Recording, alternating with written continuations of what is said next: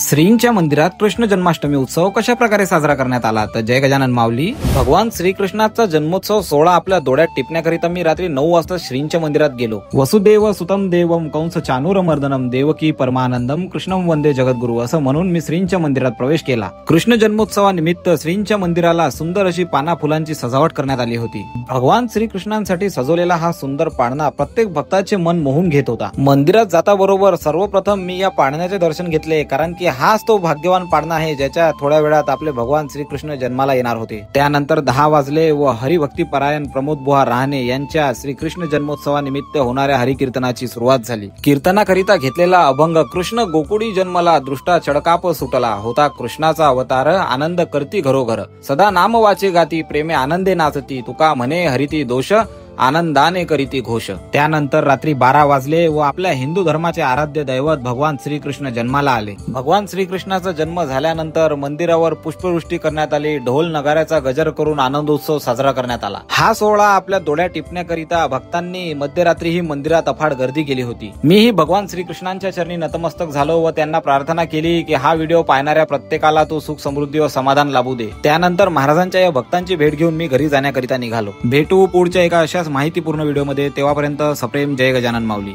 असेच नवनवीन व्हिडिओ पाहण्यासाठी माझ्या YouTube चॅनलला सबस्क्राईब करायला विसरू नका।